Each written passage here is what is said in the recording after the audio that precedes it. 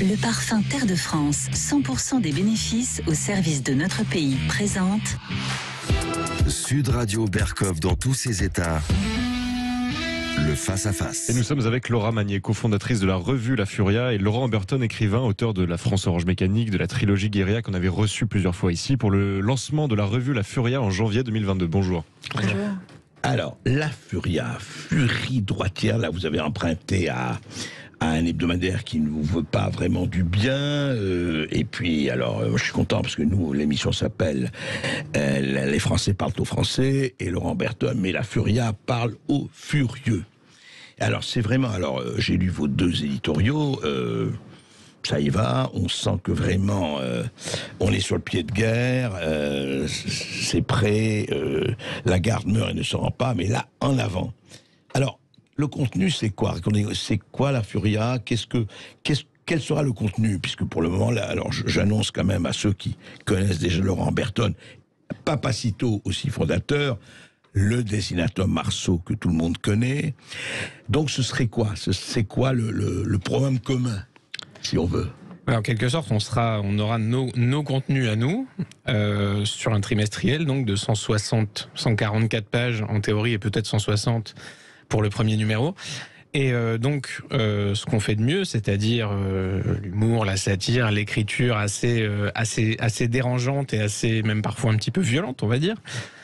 Plus d'autres contributeurs qui nous ont rejoints pour l'occasion, par exemple Elisabeth Lévy, Julien Rochdy, Pénaud, quelques individus qui sont connus pour leurs actions, leurs faits d'armes sulfureux, on va dire. D'accord. Et ils sont un peu en dehors des passages cloutés, quoi. C'est ça, exactement. Et justement, le but du jeu est de s'écarter encore plus des passages cloutés et d'y aller encore plus franchement et frontalement avec ce trimestriel. Alors Laura Magnier, vous écrivez dans votre éditorial, la fin, c'est très bien, cher lecteur, il est temps d'entrer dans un monde où tout ne sera qu'ordre et beauté, luxe, calme et volupté, évidemment vous le dites en guillemets parce que ce sera désordre aussi fort, et vous ajoutez et quelques dents cassées.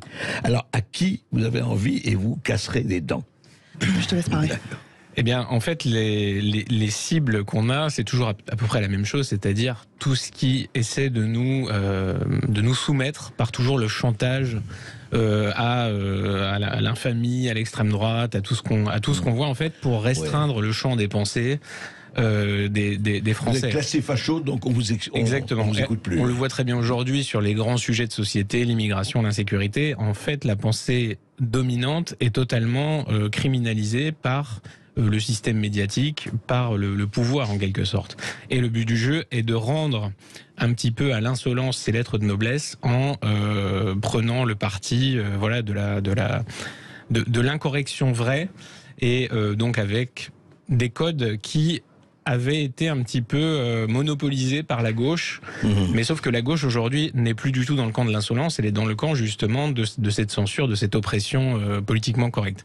Et le but du jeu est de renverser tout ça, et donc de réhabiliter une satire qui soit réelle, qui est réellement dérangeante, avec Papacito, avec Marceau, avec moi et avec tous les autres. Alors on va en parler, on aura une heure pour en parler juste après les informations, parce que là, l'information est là, mais vous allez avoir tout le temps d'en parler, Laura et Laurent.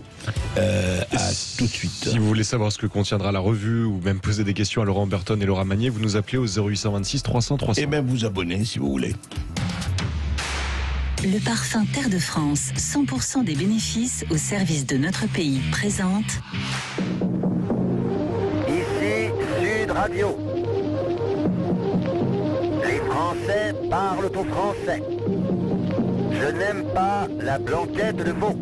Je n'aime pas la blanquette de veau. Sud Radio Berkov dans tous ses états. Ils sont quatre comme les quatre mousquetaires, le médiéviste sanglant de Toulouse, Papacito, le dessinateur qui met la plume dans toutes les plaies, Marceau, l'auteur de La France Orange Mécanique, de Guérilla et de beaucoup d'autres livres et qui ont fait des cartons parce que, comme certains, il écrivait tout haut et tout fort ce que beaucoup pensaient tout bas. et Laura Magnier, qui est... Écoutez, c'est bien, hein, parce que, vous voyez, je suis très embêté, il n'observe pas la parité, vraiment, mais enfin, bon, 3 hommes pour une femme, allez, c'est acceptable. Alors, Laura Magnier... les conversations, c'est venu comment? Racontez-moi avec les 3 autres, comment est venu Furia? Comment ça s'est... Tout simplement, les auteurs étaient présents en fait depuis plusieurs années en librairie et très présents sur Internet, donc tous ont des très fortes communautés en fait sur le net. Donc beaucoup vendaient des productions en librairie, donc les albums pour Marceau, les ouvrages pour Papacito et Laurent Oberton. Et en fait, un terrain qui n'avait pas été pris jusque-là, en fait, c'était les kiosques. Et donc l'idée est venue et on s'est dit pourquoi pas créer une revue qui permettrait en fait à chaque auteur en fait d'avoir sa place et de pouvoir aussi se regrouper sur des mêmes thèmes. Parce que évidemment à côté de ça, il y a aussi beaucoup d'amitié entre eux. C'est important de le souligner. Et donc voilà, l'idée c'était vraiment d'arriver sur un terrain qui n'avait pas été pris, à savoir une revue avec chaque auteur présent à l'intérieur, et aussi d'aller chercher des auteurs, on va dire, invités, avec qui on partage, on va dire, les mêmes sensibilités, oui. et pas que. Et il y en a d'autres, enfin, vous allez renouveler au fur et à mesure. Bien sûr, oui, bien sûr.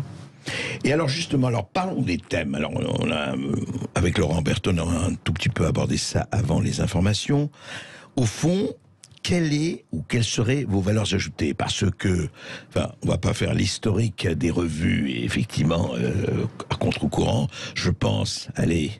grand-père, racontez-nous à Harakiri des années 60, qui serait impubliable aujourd'hui parce qu'il y aurait 60 associations. Ouais. Alors, est-ce que vous allez un peu, je ne dis pas dans cette ligne-là, est-ce que l'idée est de repousser un peu les limites, de recommencer dans ces temps de cancer-culture, de politiquement plus que correct, de politiquement dominant, essayer de reculer un peu ces limites qui se sont très, très, très resserrées? Oui, c'est tout à fait le but, bien sûr, oui.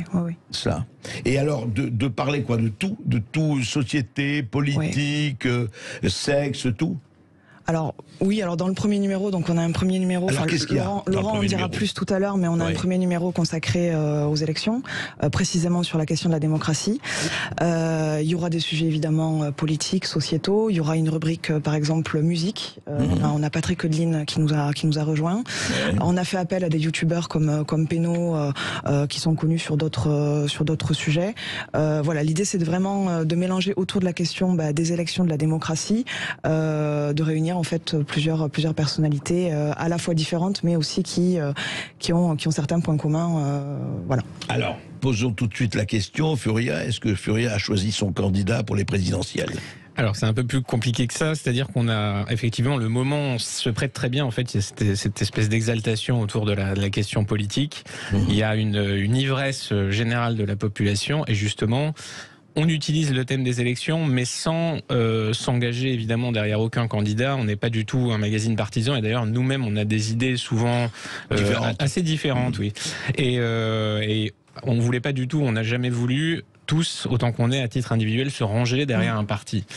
Ça c'est très important, et justement... Ni derrière une personnalité. Non, pas du tout. Justement, on apprécie, on peut apprécier certains candidats, c'est pas la question, mais en tout cas, dans la Furia, le parti pris est plutôt de remettre en question ce grand jeu, ce grand barnum organisé par Big Brother tous les 5 ans, qui ne permet jamais de résoudre réellement les problèmes qui se posent à nous pour l'instant en tout cas.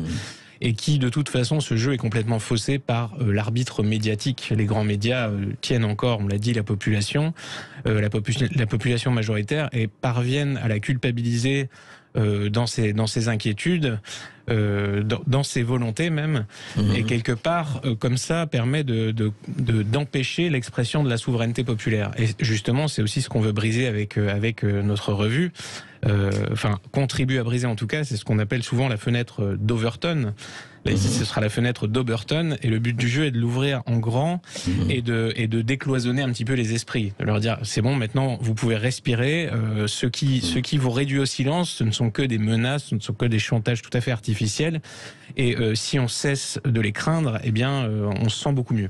Oui, alors justement, entrons un peu dans le vif du sujet. C'est très bien de dénoncer le grand Barnum, mais qu'est-ce que vous mettez à la place? Parce que n'oublions jamais que si on se contente de dénoncer, eh ben ceux qui vont être élus feront ce qu'ils ont à faire, et vous aurez beau râler, protester, faire les Gaulois réfractaires, rien ne changera. Après, qu'est-ce que vous faites? Ce serait peut-être l'intégralité du système étatique et démocratique qu'il faudrait revoir. Et d'ailleurs, j'en profite pour glisser une minuscule autopromotion, puisque je vais écrire un livre justement sur le sujet qui sortira en mars prochain. Voilà. Donc vous avez un titre déjà ? Ce sera, alors pas encore, je vais pas encore l'annoncer tout de suite, mais ça ne saurait tarder. Donc ça demande une réflexion, c'est vrai, au-delà des schémas classiques. La politique, l'énergie, l'investissement émotionnel qu'elle exige et qu'elle demande, le jeu de démagogie, de communication, enfin de manipulation des masses est assez inquiétant, je trouve. Et peut-être qu'il existe un ailleurs est possible. Mais la Furia ne pose pas vraiment cette question-là. La Furia se tourne plutôt du côté de ce qu'on appelle la métapolitique, c'est-à-dire justement la guerre culturelle, la reconquête des esprits, avant de penser à une forme de Gramsci avec nous. Exactement, parce que c'est vrai que si dans les esprits, parce que c'est comme ça qu'on tient ce pays, c'est par la guerre qui est faite aux esprits. Et si on ne libère pas les esprits, on n'a aucune chance d'avoir un résultat politique ou autre. Donc l'idée, c'est d'être dans la guerre culturelle au sens large du terme. Exactement. Et vous allez parler, par exemple, sanitaire, Covid, etc. ou pas ? Ou dans le premier numéro, vous êtes là-dedans ou pas du tout ? On s'interdit aucun sujet, mais là, en l'occurrence, ce sujet-là, épouvantant tout le monde, et à force, vraiment, il y a un trop-plein considérable, il ne sera pas abordé, du moins pas dans les grandes largeurs. Je me permets d'ajouter que Patrick Lynn va en parler un tout petit peu de son côté, puisqu'il a fait un papier sur la question du Covid dans le milieu de la musique. Voilà. Ah oui, très bien. Le virus dans la musique, ça va être intéressant. Plus que la musique dans le virus, c'est encore que...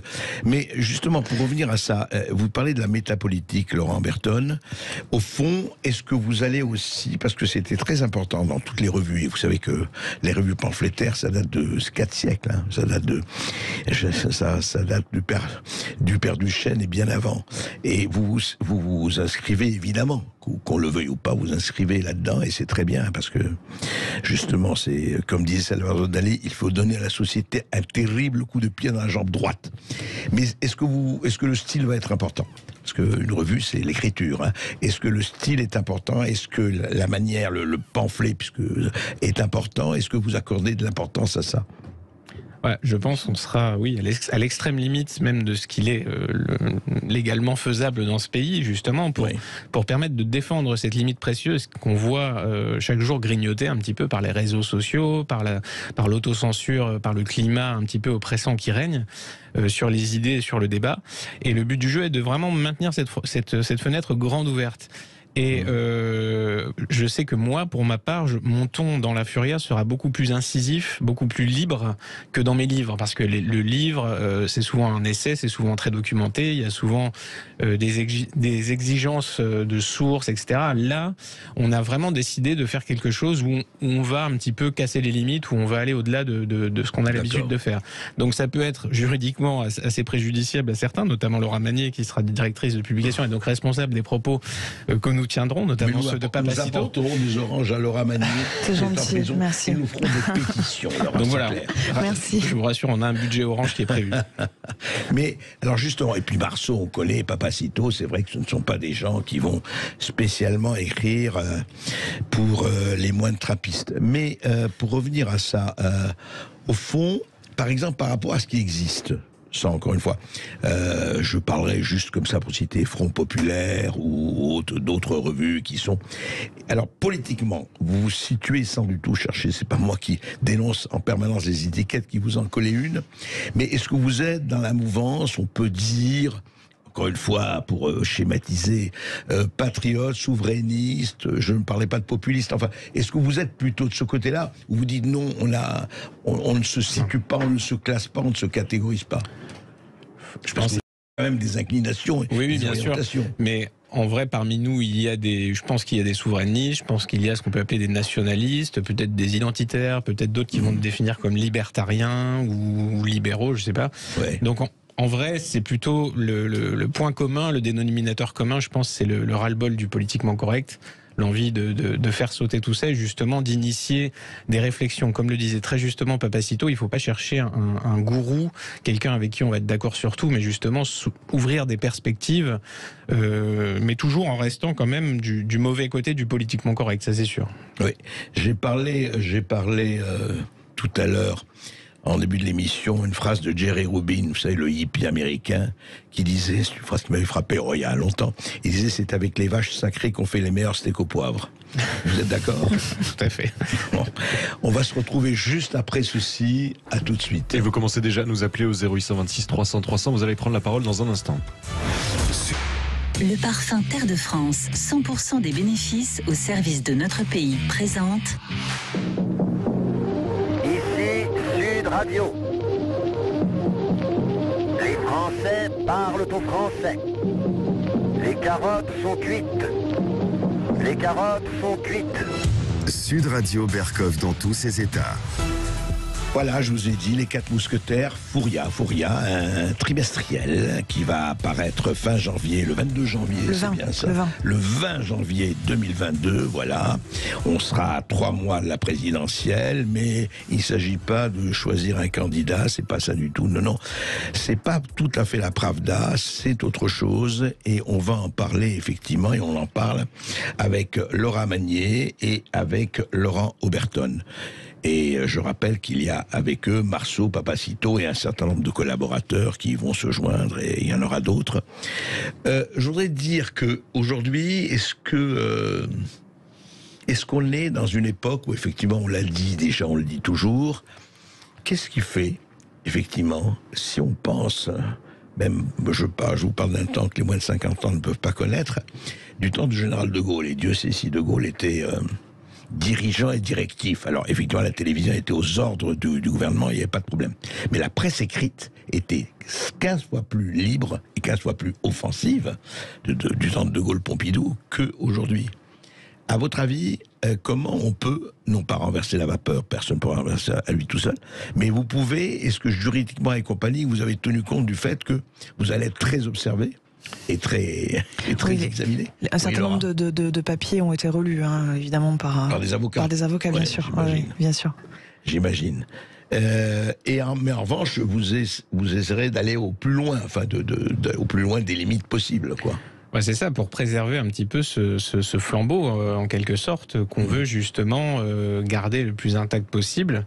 Et si on peut explorer de nouvelles voies, parce que ce système de cloisonnement de la pensée est vraiment assez préoccupant. Et on sent bien qu'il y a une demande très forte dans ce pays, justement, de propos un peu différents, un peu plus libres. On l'a vu, nous, avec tous les abonnements qu'on a récoltés, puisqu'on s'est lancé sur un principe d'abonnement. On a dit à nos lecteurs, il nous faut 15 000 abonnés pour qu'on lance la revue, effectivement. C'était sur une promesse, ils ne savaient pas exactement à quoi s'attendre, et on en a 19 000, un peu plus de 19 000 aujourd'hui. Ça fait combien de temps que vous avez lancé la campagne d'abonnement? Il y a combien de temps? C'était fin octobre, et on a eu les 15 000 abonnements en 3 semaines. En 3 semaines, voilà. C'est-à-dire que la demande est là. Ah, c'est très significatif, et on le voit alors avec aussi l'audiovisuel, hein, la télévision, la radio, Sud Radio, enfin. Sachant qu'on n'a eu aucune pub à la télé. Oui, voilà. On a, contrairement à d'autres magazines qui se sont lancés récemment, par exemple Franc-Tireur, on n'a bénéficié d'aucune campagne de presse pour avoir ses abonnés. On a tout fait nous-mêmes, grâce justement à nos communautés qui sont très impliquées derrière nous, qui nous soutiennent, qui ont envie qu'on aille encore plus loin et qu'on propose encore plus de contenu. Qui sont sur vos, qui vous suivent, quoi. Enfin, c'est ça, c'est tout. Ouais. C'est en quelque sorte, c'est un petit peu un public qui est clandestin, puisqu'on passe par des médias alternatifs essentiellement pour diffuser nos. Sur les réseaux sociaux. En fait, voilà. C'est vrai, mais on note quand même depuis plusieurs mois, il y a beaucoup de projets qui se créent au sein, on va dire, des patriotes. Il y a beaucoup de nouveaux médias qui émergent. Je pense notamment à la chaîne Livre Noir qui fait un très grand travail. Et donc ça, c'est effectivement des gens qui ont voulu faire notre promotion, qui ont voulu nous aider à récolter les abonnements. Donc voilà, il y a d'autres chaînes aussi comme Valeurs Actuelles, enfin VA+, Valeurs Actuelles aussi en papier. Enfin, il y a quand même quelques médias amis, on va dire, qui ont fait la promotion et qui nous ont aidés à obtenir aussi ces abonnements. C'est ça. Non, il y a effectivement une demande d'autre chose. On voit bien à Sud Radio aussi, hein, on le voit. Enfin, cette pluralité qui s'était perdue, quoi. En fait, qui a été complètement étouffé par ce paysage médiatique qui est censé être pluriel et représentatif. En fait, est archi faux. Il est ultra subventionné. Il est tenu par des grandes fortunes qui sont proches du pouvoir et qui bénéficient de cadeaux fiscaux pour alimenter ces journaux, pour faire croire qu'il existe une offre plurielle et démocratique dans ce pays. Et en réalité, c'est un étouffoir à penser. C'est un étouffoir du métier même de journalisme.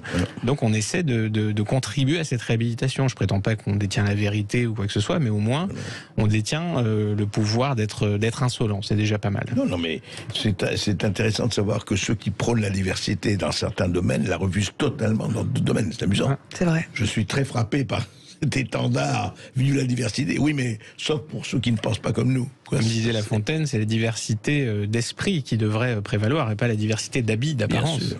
Et comme disait aussi Montaigne, puisqu'on est dans les citations, frottons nos cervelles. Voilà. Un bon frottis, celui-là. Mais pour revenir à Furia, au fond, donc maintenant, vous avez de quoi, en tout cas, lancer les premiers numéros. Oui, bien sûr. Bien sûr. Et puis la campagne d'abonnement continue de tourner.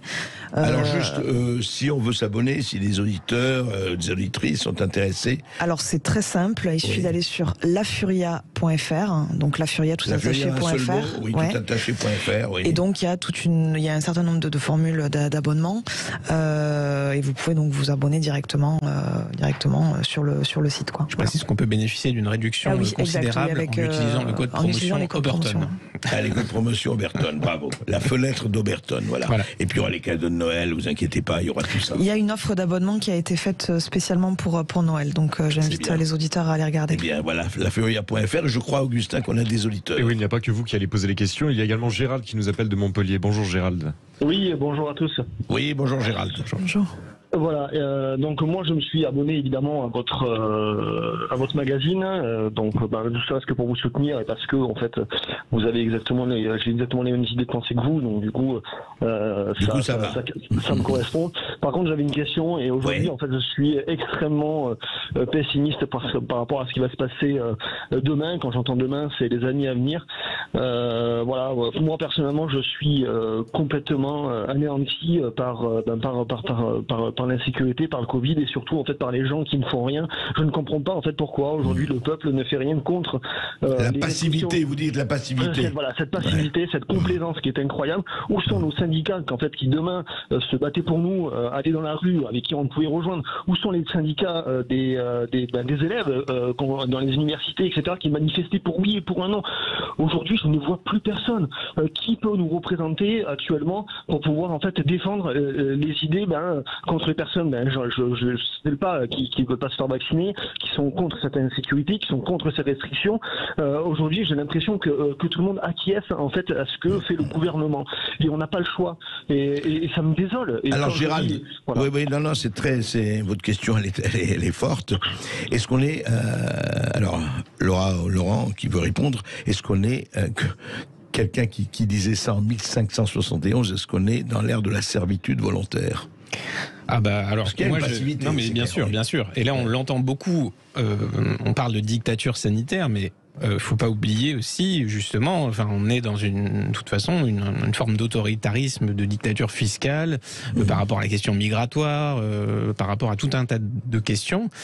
Il est très clair qu'on a admis une situation qui nous dépasse complètement et il y a vraiment, on le ressent chez tous nos lecteurs, une forme d'impuissance assez terrible face justement à l'inertie, à la résignation de nos contemporains, parce qu'ils sont quand même dans un état de confort relatif et ils se disent après tout, tant que ça tient, continuons, on a encore des choses à perdre, ne prenons pas de risques, ne faisons rien, c'est plus prudent, comme disait l'autre. Et finalement, on attend. Et le pire, qu'est-ce qu'on peut faire? On ne peut rien faire. Voilà, et alors c'est justement ce que j'essaie de dire, parce que c'est la question fondamentale que me posent mes lecteurs, c'est que faire? Et souvent on s'en remet à des espoirs, à un Messie sorti des urnes, au suffrage universel, à un événement, je sais pas, un général Boulanger, quelque chose comme ça. Et la réponse que je donne souvent, c'est de plutôt se concentrer sur soi. On peut peut-être pas changer le sort du monde en un claquement de doigts, mais on peut déjà commencer soi-même par montrer l'exemple, par monter au front, par essayer de libérer un petit peu les esprits, de créer un mouvement de masse contre ce système qui nous accable. C'est pour ça, c'est l'utilité de la Furia. C'est un petit peu l'idée de transmettre, de rallumer un petit peu la flamme dans les esprits. Ne faisons pas le cadeau du désespoir à l'ennemi. Il a vraiment pas besoin de ça pour gagner. Oui, c'est en tout cas la passivité, effectivement, est la mère de tous les vices, il faut le dire. C'est pas l'oisiveté, c'est pire, c'est la passivité. Et comme pour Gérald qui nous a appelé de Montpellier et pas de la place Beauvau, évidemment, vous nous appelez au 0826 300 300. À tout de suite. Ici Sud Radio. Les Français parlent au français. Je n'aime pas la blanquette de veau. Je n'aime pas la blanquette de veau. Sud Radio Berkov dans tous ses états. Et nous allons à Saint-Étienne avec Olivier. Bonjour Olivier. Oui, bonjour. Oui, bonjour André. Olivier. Bonjour. Bonjour Laura et bonjour à Laurent. Bonjour. Alors, je suis abonné aussi à la Furia, pour pas changer. Et moi, je voulais un petit peu vous poser une question, parce que j'ai déjà eu le cas, si vous voulez, des fois, je prends des journaux en kiosque, et le souci, des fois, les unes qui choquent un petit peu, comme j'ai eu celle de Causeur, par exemple, qui présentait des bébés en disant vous êtes remplacés. Les grands remplacés, oui. Voilà, c'est ça. Et quand j'ai demandé au libraire pourquoi le magazine n'était pas en rayon, il m'a dit non, vous comprenez, la une, elle est un petit peu tendancieuse, on peut pas se permettre d'avoir ça en rayon. Et j'ai peur que pour la Furia, un peu ce qui s'est passé pour le livre de Julien Rochdy et de Papacito, où vous avez un distributeur qui devait envoyer des livres, et ils ont connu des problèmes. Est-ce que vous ne croyez pas que les kiosques vont jouer le jeu à 100%? Est-ce qu'ils ne vont pas censurer justement? Alors Laura Alors je vous avoue que ça va être compliqué de répondre, puisque c'est la première fois en fait qu'on envoie ces auteurs justement précisément en kiosque. Donc on ne sait absolument pas comment la revue va être reçue. Donc en fait on fait un pari, on en envoie en grand nombre puisqu'on sait qu'il y a de la demande. Donc écoutez, à voir dans les prochaines semaines, mais je pense qu'on la revue sort le 20 janvier, donc on sera fixé quelques jours après, justement par rapport au retour des kiosques. Voilà. Après, c'est la même problématique que nos livres et en général, c'est-à-dire qu'il y a toujours certains libraires qui vont les vendre tout à fait normalement, d'autres qui vont les mettre en avant et d'autres qui ne voudront pas les voir. C'est comme ça. On s'habitue et voilà, à la limite, ils sont libres de proposer ce qu'ils ont envie de vendre ou pas. Et bon, ça fait son chemin malgré tout. Il y a d'autres canaux. On peut s'abonner directement si jamais vraiment autour de soi on ne trouve aucun kiosque valable. Et le recevoir directement dans sa boîte aux lettres. Mais évidemment, on espère, et le fait qu'on ait déjà 19 000 abonnés nous aidera à être très présents dans les kiosques normalement. Parce que là, effectivement, et les librairies, voilà, on sera présent dans les deux, sur les deux secteurs à la fois. Très bien. Merci Gérard. Je vous le souhaite. Merci beaucoup Olivier. Merci. Nous retournons en région parisienne maintenant. Et bonne furieuse fin d'année. Merci à vous. Nous sommes maintenant avec Noé qui nous appelle au 0826 300 300. Bonjour Noé. Oui, bonjour Noé. Bonjour, merci de m'écouter. Alors j'avais une question. Laurent Oberton l'a mentionné. Au sein des collaborateurs de cette revue Furia, il y aura notamment des libéraux, des libertariens, etc. Vous avez aussi parlé de bataille culturelle. Et moi, la question que je veux vous poser, elle est très simple. C'est, ok, les sujets politiquement corrects de société que vous évoquez, c'est intéressant.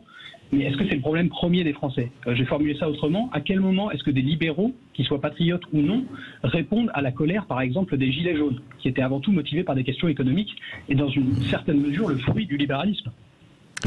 Alors, question économique. Alors, vous allez assez à l'économie. Le terme libéralisme est très piégeux parce que les libéraux eux-mêmes l'entendent de la manière rigoureusement inversée, sans doute à celle dont vous l'entendez vous, puisque les principes libéraux conduiraient justement à supprimer l'essentiel des taxes dans ce pays.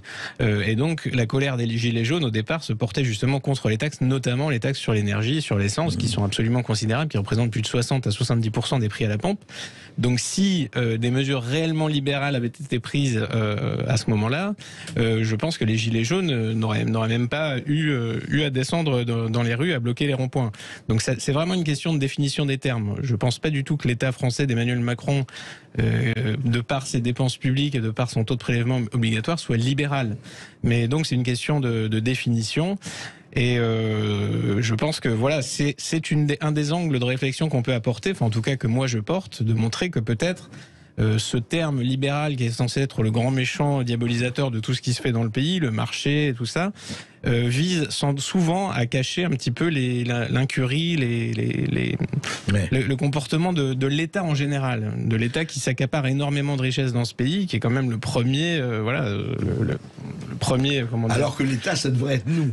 Voilà, normalement c'est ça au départ. C'est-à-dire qu'il est censé appliquer la loi, il est censé nous protéger les uns des autres, nous protéger contre lui-même et ses excès, et on n'a pas vraiment cette impression aujourd'hui. Merci beaucoup Noé pour votre question. Maintenant nous allons à Toulouse avec Stéphane. Bonjour Stéphane. Oui, bonjour Stéphane. Bonjour André, bonjour à tous, bonjour à vos invités. Merci à vos invités pour leur initiative. Je trouve ça très très très intéressant. J'avais entendu parler de Laurent Oberton, mais je le découvre en fait aujourd'hui. André, je salue en vous le multirécidiviste de la liberté d'expression. Je vous remercie de nous donner la parole. Merci à vous. Je voulais réagir à l'intervention de Gérald de Montpellier juste avant, qui semblait regretter le fait que les gens ne bougent pas assez. En fait, il faut savoir qu'il existe une... Excusez-moi, je suis ému, je passe en pleine. Allez-y. Une loi qui s'appelle la loi d'Evert-Rogers, qui est en fait la courbe de l'innovation. Où vous demandez à votre moteur de recherche de courbe de l'innovation, et vous verrez que en fait, vous avez toujours un très faible pourcentage qui augmente avec le temps de gens qui acceptent l'innovation. Et je pense que dans cette crise qui nous concerne, on est exactement dans le même schéma, c'est-à-dire qu'il y a très peu de gens qui sont éveillés, qui résistent, et que c'est en train d'augmenter. Voilà, donc je renvoie les auditeurs. Mais écoutez, Stéphane, vous avez tout à fait raison. Il y a beaucoup de gens, mais c'est toujours pareil. Hein. Il y a toujours très peu de gens. Moi, je rappelle toujours, vous savez, je donne ça, je radote là-dessus. Je rappelle que quand le général de Gaulle, qui était le colonel de Gaulle, est parti en 40, il avait 3 pelés juifs et 10 tondus antisémites. Hein. Il avait des Maurassiens, des juifs, ils étaient 10. Alors, si vous faisiez à l'époque des sondages d'IFOP et compagnie, c'était 99% Pétain et 1% de Gaulle. Et après, la suite, on la connaît. Donc, effectivement, Churchill, même chose pour Churchill. Je rappelle que les libéraux, le grand Churchill, je rappelle que la majorité de l'establishment politique anglais était pour la négociation avec Hitler et Mussolini, parce que l'Europe était tombée, la France était tombée, et il disait Hitler va raser l'Angleterre, négocier, il a dit pas question. Blood, sweat and tears, du sang, de la sueur, du labeur, on verra ça, et des larmes. Voilà. Bien faire de temps. Voilà. Merci Stéphane. Merci beaucoup Stéphane pour votre question, et nous sommes maintenant avec Eric qui nous appelle de Gironde. Bonjour Eric. Oui, bonjour Eric. Bonjour, je vous téléphone pour vous féliciter Sud Radio de cette information que nous avons. Et voilà, je voulais réagir à vos invités. Oui, je connaissais pas du tout leur action. Et voilà, c'est pour ça qu'on les invite. Oui, je tenais à les féliciter, je connaissais pas du tout, donc je trouve ça super. Ouais. Et bien sûr, je serai abonné. Et bien voilà, il faut. Évidemment. Et je diffuserai le message maximum autour de moi, quoi. Eh bien écoutez, c'est très bien. Vous savez, nous on est là à Sud, en tout cas dans l'émission, pour défendre toutes les libertés. Et surtout pour agrandir le champ des possibles. Pas de limite. Parce que je voulais dire aussi, il y avait un autre auditeur qui a réagi tout à l'heure. Oui. Et j'étais comme lui, voilà, j'étais un peu désespéré de tout ce que j'entendais. Et je me disais, mais il n'y a personne qui entend, c'est pas possible. C'est pas possible. Ben vous voyez, non, vous savez, il y a quelque chose de très très très bien. C'est aussi important. Je dirais que, allez, moi, je vais donner mes vins préférés, le Linge-Bage et le Nuit Saint-Georges. Vous voyez, Bordeaux-Bourgogne, c'est la liberté. La liberté. Très important. Et je rappellerai la phrase de Pierre Dac, je préfère le vin d'ici à l'au-delà. Important aussi. C'est beau. Merci. Augustin. Et après Stéphane qui nous appelait de Toulouse, nous avons un autre appel de Toulouse, et c'est sûrement l'influence de Papacito. Nous sommes avec Richard. Bonjour Richard. Oui, bonjour à vous. Bonjour Richard. Ouais, je vous écoutais à l'instant, je viens de m'abonner. Voilà, c'est fait. Merci. Bon, j'ai pris l'abonnement 54 € avec la promo de Noël. Je trouve ça super qu'on ait des choses qui puissent s'ouvrir sur des magazines, même s'ils sont avec une parution trimestrielle. Et je pense que là, pour être moyen, peut-être à partir d'un certain moment, c'est de savoir créer des événements qui soient positifs. Aujourd'hui, il faut manifester, c'est risqué. Je pense qu'il y a beaucoup de gens qui ne veulent pas y aller. Et créer peut-être des choses. Des réunions, des rassemblements, etc. Voilà, des rassemblements au pied de chez soi, dans la rue. Le samedi à midi, on offre l'apéro à 11h. On se dit, tiens, il y a du monde. et puis on offre un pot, et puis aux gens qui passent, et ça permet d'ouvrir des points de discussion. On a fait ça un peu cet été, nous, en déjeunant dans la rue. Et c'était super les rencontres qu'on a pu faire. Mais vous savez que Furia a déjà sa chanson, ça va s'appeler Laura Magnier vient nous servir à boire. Voilà, ils vont faire ça de façon régulière à chaque parution du trimestriel. Merci. Et bien voilà. Voilà. Est-ce que vous prévoyez des événements, des rassemblements, des dédicaces peut-être, des réunions avec des abonnés ? C'est probable. Alors pour le moment, bon, comme on est en pleine crise sanitaire, tout est un peu compliqué. Enfin voilà. Donc on s'est surtout intéressé à l'orchestration de ce premier numéro. Donc pour le 20 janvier. Oui, je pense qu'on va essayer de mettre en place effectivement des dédicaces, des événements. Après ou quand, il faut qu'on s'en occupe. Voilà. Mais ça viendra. Effectivement, ça viendra. C'est vrai que mais il y a de la demande de la part du public, ça c'est une certitude. Oui. La Furia parle aux furieux. On a envie aussi que les Français se reparlent entre eux, se rendent compte qu'ils ne sont pas tout seuls. Parce que souvent, c'est un peu l'impression qu'on a, c'est que chacun a l'impression d'être tout seul face à ça, mais pas du tout. On est très nombreux. Pas du tout. Et il faut se parler, il faut se passer les bons messages. N'oubliez pas que ce qu'on ne dit pas assez, parce qu'on n'a pas le temps et parce qu'on est peut-être un peu paresseux, il y a énormément de rassemblements, d'associations, etc. Il faut voir à la base. Hein. On ne parle pas on parle pas du mainstream, on parle pas. Mais vous avez énormément de gens qui font beaucoup de choses à travers la France, au niveau du quartier, au niveau de la rue, etc. Et il faudra se greffer aussi, enfin pour vous, par rapport à ce que vous faites là-dessus, c'est évident, et ça viendra. Et vous continuez à nous appeler au 0826 300 300. Merci à vous, Eric. Et puis on se retrouve dans un instant avec Laura Magnier et Laurent Humberton. Ici Sud Radio. Les Français parlent au français. Les carottes sont cuites.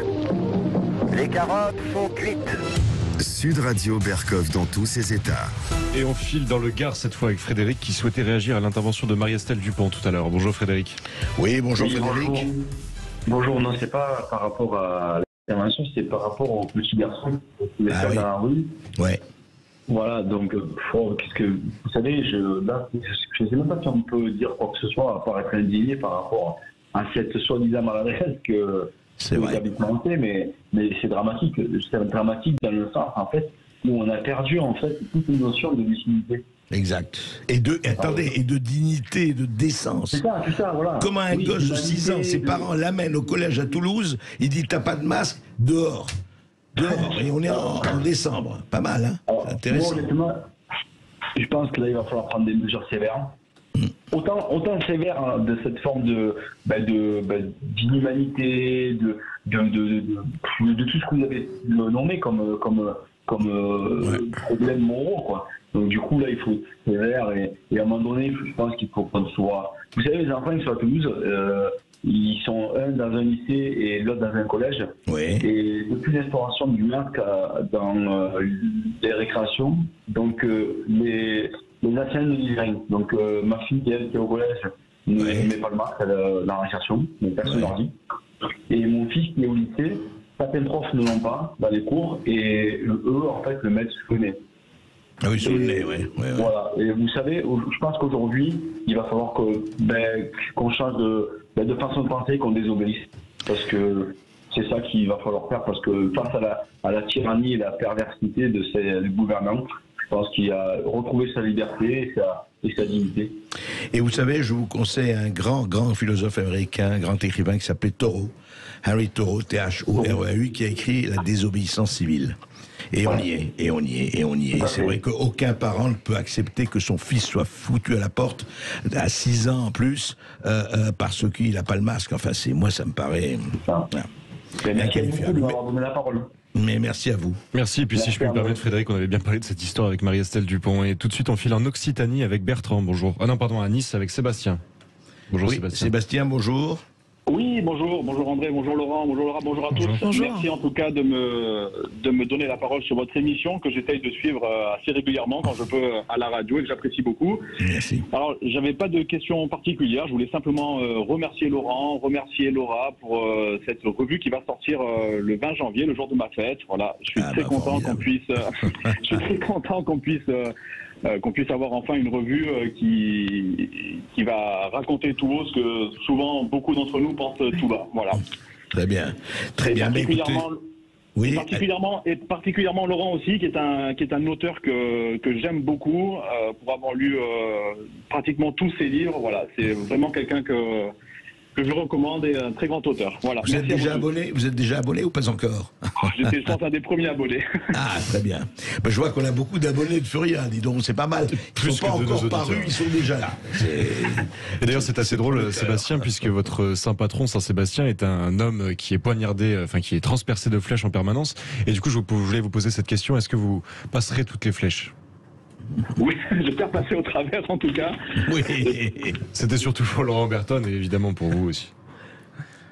Oui, mais après, ouais, malheureusement, voilà, c'est difficile des fois de pouvoir exprimer vraiment tout ce que l'on ressent et tout ce que l'on voit aussi tous les jours. Hein. Je pense que c'est un petit peu caché, Laurent met souvent en exergue, voilà, les choses que nous vivons au quotidien et qui sont pas forcément assez bien relayées dans les médias. C'est vrai, mais justement, il y a des gens qui les relayent et c'est ça qui est important, des femmes et des hommes qui les relayent, qui le font, et voilà. Et Orange Mécanique, la France Orange Mécanique, c'était bien ça. C'était un journaliste qui faisait son métier, ou des journalistes pouvait faire, n'ont pas fait, et Laurent Berton l'a fait. Et voilà, vous savez, c'est toujours à un moment donné quelqu'un qui arrive et qui fait quelque chose, et voilà, le petit pas de côté ou le petit pas en avant. Ouais. Merci en tout cas, Sébastien, pour votre appel. On ne puisse pas lui donner la parole plus souvent, voilà. Bah écoutez, nous en tout cas on le lui donne. Merci Sébastien pour votre appel. Nous allons maintenant en Occitanie avec Bertrand. Bonjour Bertrand. Oui, bonjour à tous. Bonjour Monsieur Berkov, bonjour Monsieur Oberton, et Madame Dupont. Merci pour ce que vous faites, et je tenais juste à vous préciser que je trouve ça très courageux de s'engager dans une démarche comme la Furia et autres, parce que aujourd'hui, ce qui est important, c'est de garder le débat, et il faut être courageux pour lutter contre le diktat de la bien-pensance et du politiquement correct, et je pense que la liberté, elle est dans le débat. Et voilà, il fallait pouvoir le faire. Et pour triompher, le mal n'a besoin que d'une action des gens de bien. Et franchement, voilà, vous y êtes, vous. Mais vous savez, c'était Einstein qui disait, le pire, ce n'est pas ceux qui font le mal. Le pire, ce sont ceux qui laissent faire. Exactement. Et on est toujours dans la même problématique, hein. C'est pas nouveau. Mais vous avez raison. Le courage. C'est du beau travail de journaliste, et franchement, chapeau, quoi. Merci, merci pour eux. C'est une félicitation générale à tous les gens qui s'engagent, et Sud Radio, et vous, Monsieur Berkov aussi, et puis merci à Monsieur Berton de m'avoir régalé avec ses bouquins, parce que franchement, c'est un régal. Et il va continuer. Ouais. Augustin, oui. Et alors moi, je voudrais justement continuer avec vous, Laura et Laurent. Au fond, comment il se fait? Parce que ça, c'était une question qui va au-delà de Furia, bien sûr. Et Furia, on lui souhaite toutes les chances et les vœux de bonheur, puisque c'est le moment. Faire les vœux, hein, en ce moment, c'est la saison des vœux. Mais comment il se fait, au fond, on peut se poser la question, que tout ce camp, enfin, je parle au sens large du terme, qui est quand même d'accord, on en a parlé hors antenne, qui est d'accord sur un certain nombre de choses concernant la souveraineté, concernant l'insécurité, concernant la passivité, concernant l'identité. Comment ça se fait que chacun est plus ou moins dans son coin et qu'il n'y a pas un regroupement encore plus important, puisque ça fait des années qu'on en parle? Comment ça se fait que ça reste... Alors, c'est très bien au niveau des livres, au niveau des revues, et c'est très bien, hein, tout ça est totalement positif. Mais comment ça se fait qu'il n'y a pas déjà, je dirais, un plus grand rassemblement politique ou autre? Je pense que l'homme de droite en général, je schématise un peu, a tendance à être très individualiste et à avoir du mal, à répugner un peu à l'association, à être confondu avec d'autres.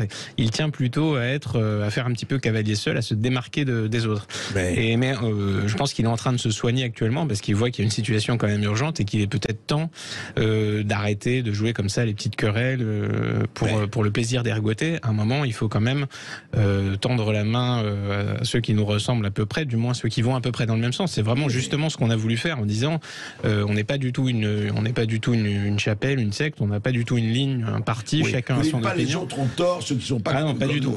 Pas du tout. D'ailleurs, un truc à préciser important, c'est que nous, on voudrait pas du tout empêcher une autre presse d'exister. Libération existe, c'est très bien. Je veux juste avoir le droit de ne pas payer Libération. C'est la seule différence. Mais si leurs lecteurs leur suffisent, tant mieux pour eux. Mais pas de subvention. C'est ça, exactement. Et allez, un dernier appel très rapide. Nous allons en Occitanie avec Marthe qui nous appelle de Saint-Giron. Bonjour Marthe. Oui, bonjour Marthe. Oui, bonjour. Bonjour. Alors, oui. Marthe, on vous entend pas très bien, c'est haché, dites-moi. D'accord. Ben moi, je pense qu'il faut de la désobéissance. Moi, de boulangerie. Marthe, excusez-moi, mais on vous entend pas du tout. Je suis navré parce que j'aurais aimé, mais là on vous entend pas du tout. Alors et malheureusement on n'arrive pas loin de l'émission, mais là on vous entend pas. Ce qu'on va faire effectivement, c'est de se dire, et vous parlez de ça, c'est que effectivement il faudrait que les gens qui soient d'accord, je suis d'accord sur le fond, même s'ils ne s'aiment pas, etc. Il y a quelque chose qui est terrible, c'est le tout à l'ego. C'est cette espèce de conscience que, voilà, nous, on est les meilleurs, et nous, ceci, puis les autres, ils valent rien. Cette espèce d'imbécilité, que ça soit à droite ou à gauche, ou en haut ou en bas, c'est pas possible, on ne peut pas rester. Et vous savez, la chose la plus importante, c'est le seul sens intéressant, c'est le bon sens.